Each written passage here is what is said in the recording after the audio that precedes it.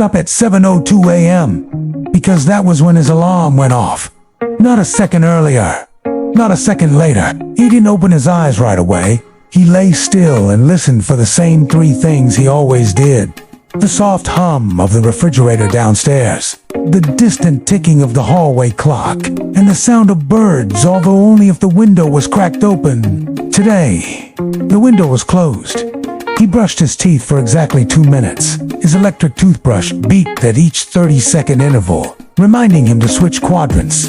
It had been windy last night. He sat up, put on his brown slippers, and walked to the bathroom.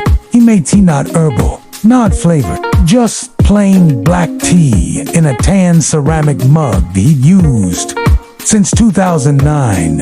And within each folder, by type, groceries, utilities, and miscellaneous, there was only a flyer about gutter cleaning. He didn't have gutters. He lived in a flat-roofed apartment building. Ernest was retired, not from something exciting. He had been a municipal file clerk. He still filed things, though Gus at home now. After that, he washed his face with cold water, patted it dry with a towel that had a small frayed corner, and headed to the kitchen. He liked that he couldn't remember the ending. Breakfast was 2 pieces of toast with strawberry jam, not butter. Ernest did not like butter before 10 a.m. outside. The street was quiet. He spent most of Monday reorganizing his collection of receipts. He kept them in manila folders labeled by month. He didn't go outside today, except to check the mail at 2:40 p.m. Dinner was mashed potatoes and green beans. No gravy. He read one chapter of a book called The Sighing House, a mystery novel he had already read twice before. He went to bed at exactly 9:30 p.m. His bedside clock glowed quietly, like always. Wendy was doing well. Gerald always looked a little tired. Wallace, of course, thrived no matter what. Nothing had changed. And that felt right. Day 2, Tuesday. He didn't collect them for the pictures. He collected them for the handwriting. He liked seeing the loops and lines, the way people signed off. He tested it again, just to be sure. 3 minutes, 25 seconds. He wrote it down. Love from Emily. Yours always. DCU next summer. Aunt Ma. He added a pinch of salt, and then wondered if that had been too bold. Maybe tomorrow, I'll sit in the other chair for breakfast. Ernest woke up at 7:02 a.m. Today, he noticed that the birds were chirping. The window must have been cracked open. Same routine. Slippers, bathroom, breakfast, tea, same toast, same jam, same mug. But today, he changed something. He used the green plate instead of the beige one. It felt mildly rebellious. After breakfast, he watered his house. He had 3.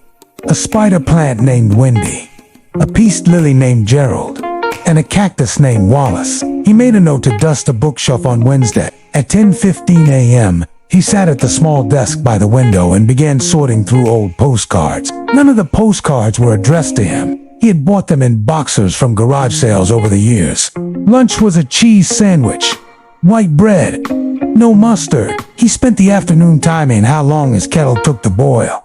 3 minutes, 22 seconds.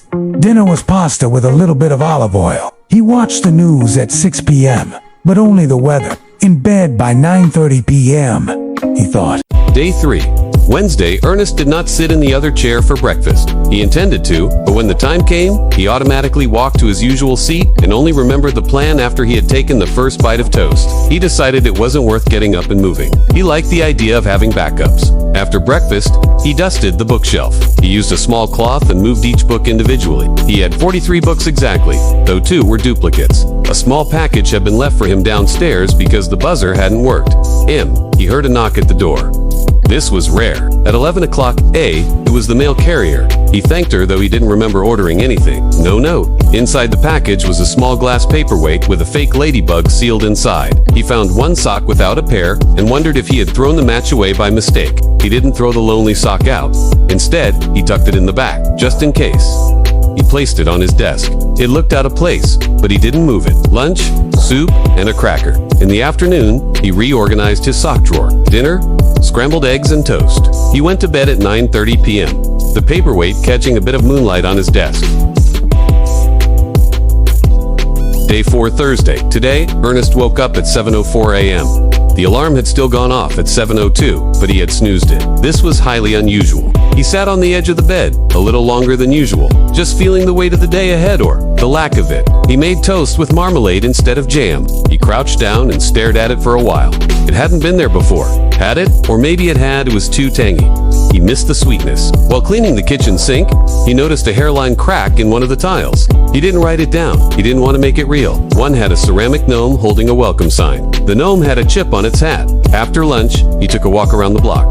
The walk lasted exactly 23 minutes. He passed the same 3 houses he always did. One had a broken fence. Dinner was rice and peas. Before bed, he stood by the window and looked out into the darkness. A single street lamp flickered once, then held steady.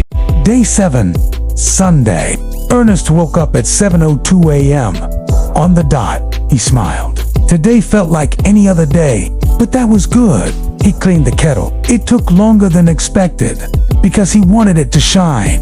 Breakfast was jam toast again. Strawberry, no marmalade. He read through an old journal and found a note from 3 years ago that said, "Buy more tea." He had no idea what day that was for. He watched a bird land on his windowsill and stay there for 8 full seconds. He counted. Lunch, crackers, and cheese. Dinner, mashed potatoes again. He didn't mind the repetition. He went to bed early, 9:28 p.m., and turned out the light with a soft click. He thought nothing had changed this week, and yet it had been full. Day 8, Monday. Ernest woke at 7:03 a.m. He'd turned the alarm off at 7:02, but allowed himself 1 extra minute. Not out of rebellion, just because he was comfortable. Breakfast was toast again, but this time without any spread. He didn't feel like jam today. He hadn't written anything in 3 days, but today he wrote a single sentence. He stared at the kitchen clock while the kettle boiled. He counted each tick. It was soothing. After tea, he sat by the window with his notebook. Everything is in place. That felt enough. At 11 a.m., he reorganized the cutlery drawer. Forks on the left, spoons in the middle, knives on the right. He discovered a tiny teaspoon he'd forgotten about. It had a small dent. He kept it. Lunch, soup, and a slice of bread. Toasted, but they weren't dirty, but the act felt useful. At 3:30 p.m., he wiped the hallway baseboards with a damp cloth. Dinner, boiled rice with lentils and 1 carrot, sliced into even coins. At 9:27 p.m., he turned off the light and lay in bed thinking about the spoon with the dent. He decided he liked it. Day 9, Tuesday. Ernest opened his eyes at 7:01 a.m. 1 minute before the alarm. Victory. It was lightly overcast. The sky was a faded gray, with no drama, just the way he liked it. Today's breakfast was different. Oatmeal with 1 sliced banana. He stirred slowly and didn't spill a drop. He took longer brushing his teeth. Not for hygiene, just because he liked the feel of the brush today. At 9:45 a.m., he opened his kitchen cabinet and checked every expiry date. Nothing was out of date. He wrote a note anyway. Greater than all good. Review again in 4 weeks. At noon, he decided to clean under the sofa cushions. He found 2 paper clips, a button, a hairpin, a receipt for dried apricots. Dated 2022. He placed a button in a small tin box labeled, "Things I might need one day." Dinner. Pasta with soft zucchini, no seasoning. Before bed, he looked in the mirror and said softly, "Still me." Then slept. Day 10, Wednesday. Today, Ernest left the radio on. It wasn't loud, just soft background, static and murmuring voices from a station he didn't recognize. He left it playing while he made breakfast. Tea and toast, again with jam. Back to normal. At 10:15 a.m., he trimmed a single brown leaf from Wendy the spider plant. Gerald, the peace lily, looked slightly better. Ernest whispered, "Good boy." At 11 a.m., he alphabetized the labels on his spice rack. Basil, black pepper, cinnamon, oregano, salt, thyme. He had never used most of them. Lunch, tomato soup and crackers. He read half a chapter of The Sighing House again, even though he had already forgotten what happened last time. That pleased him. Dinner, soft-boiled eggs, and toast soldiers. He ended the night watching the hallway clock swing back and forth. It never ticked, just talked. Day 11, Thursday. Ernest wrote again today. 3 words. Greater than maybe tomorrow tea. He didn't know why he wrote that, but he didn't erase it. Breakfast was skipped by accident. He got distracted looking for a pin cap that had rolled under the refrigerator. He never found it. Instead, he found an old rubber band, 2 dry peas, and some lint. He vacuumed the area and felt satisfied. Lunch. Peanut butter toast. He had written it on a post-it, now faded and dusty. The podcast was about the history of clocks. At 2:00 p.m., he listened to a podcast someone had recommended 5 years ago. He listened to 3 episodes. Episode 2 was his favorite. It talked about the invention of the minute hand. Dinner was rice and carrots again. Comfort food. He went to bed early, dreaming of ticking. Day 12, Friday. Rain again. Soft, misty rain, like background music. Ernest felt relaxed today. He hummed while making oatmeal. He rarely hummed. At 9 a.m., he cleaned his tea kettle again, even though it was already clean. Then he moved Wallace, the cactus, 5 inches to the left, just to see if it liked that spot better. He had no plans to attend, but the brochure was nicely designed. He read a pamphlet from the community center about Tai Chi classes. Lunch, soup with alphabet pasta. He spelled out his name and then slurped the rest. Dinner, plain boiled potatoes, sliced with precision. At 8:45 p.m., he sat in complete silence for 15 minutes, not thinking, not reading, just sitting. Day 13, Saturday, laundry day. Ernest washed only 5 items, but used a full cycle. He liked watching the washing machine spin. He used lavender detergent. He folded each item carefully and stacked them in his bedroom closet. Then he realigned each hanger so the hooks faced the same way. At 11:40 a.m., he received a wrong number call. A woman asked for Doug. "I'm sorry," Ernest said. "You've got the wrong number." She apologized. He wrote the time down. 11:40 a.m. Lunch, grilled cheese. He let it toast longer than usual. The cheese was slightly crunchy. He liked it more than he thought. Dinner, leftover soup, still warm enough. He lay in bed and imagined visiting a lighthouse.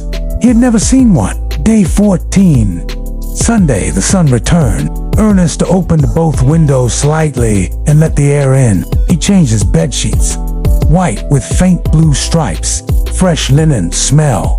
He sipped tea slower than usual. At 10 a.m., he wrote a letter to himself. It said, "Greater than dear Ernest, you are doing fine. Continue yours, Ernest." He folded it and placed it in his drawer, labeled assorted notes. Lunch, crackers and cheese, with 1 apple slice. At 3 p.m., he swept the floor, even though there was barely any dust, with 1 dash of black pepper. A bold move. He placed a clean coaster under his tea mug. Dinner, pasta again. Before sleeping, he turned to Wallace the cactus and whispered, "Thank you for being here." 9:30 p.m. Lights out. Day 15. Monday, Ernest woke up at 7:02 a.m. The sky was a soft blue-gray, neither bright nor dim, just enough. He stayed in bed for 2 extra minutes, staring at the ceiling. He counted the faint bumps in the paint. He got to 37 before forgetting where he started. The old one was in the dishwasher. It felt odd in his hand, but the clouds looked like soft cotton moving in slow motion. Breakfast was jam toast, but he used a different knife. He made a second cup of tea. He rarely did that. The first cup had cooled too quickly. He tested the flashlight. Still worked. At 10:30 a.m., he reshuffled the contents of his top kitchen drawer. Batteries, twist ties, matches, paper clips, and a flashlight. He ate lunch, slowly. A soft-boiled egg and toast soldiers. In the afternoon, he took a photo of the view outside his window. He didn't usually take photos. He didn't post it anywhere, just saved it in a folder called Scott. Dinner, boiled rice and peas with a bit of butter. A rare indulgence. At 9:30, lights out, as always. Day 16, Tuesday. Ernest woke up 1 minute late. 7:03 a.m. He didn't mind. Today was sock pairing day. He had washed socks on Saturday, but today he paired them. He discovered one sock had a hole in the toe. He didn't throw it away. He sewed it. He didn't particularly enjoy sewing, but the quiet focus was nice. At 11 a.m., he reorganized the bookshelf. Not by title this time, but by height. Tallest to shortest. It made no sense, but looked neat. Lunch was crackers, with cheese slices and half a pear. He remembered a dream he'd had the night before, but only one part. He was waiting in a quiet room where no one ever called his name. He didn't feel scared, just fine dinner. Pasta with no sauce, just plain. Before bed, he sat on the edge for 5 minutes, doing nothing, not thinking, not worrying, just being. Day 17. Wednesday it rained again. Not the soft kind, a steady drizzle. Ernest made oatmeal and added a few raisins. He usually didn't. It tasted too sweet, but he ate all of it. At 9:45 a.m., he cleaned the inside of the microwave with lemon water. It smelled fresh. He wiped the outside of the refrigerator just because he was nearby. He noticed Wallace, the cactus, had a new nub growing. He whispered, impressive. Lunch was soup. Again. After lunch, he found an old envelope with a tattoo list from 2 years ago. It had 5 items.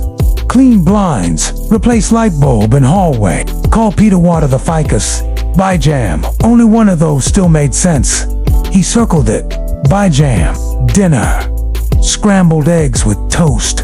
Before bed. He added one sentence to his notebook. Greater than stillness is not the absence of life. He didn't know where that came from, but it felt right. Day 80 and Thursday. Today, Ernest forgot to put the kettle on before his toast. He sat at the table for 4 minutes before realizing something was missing.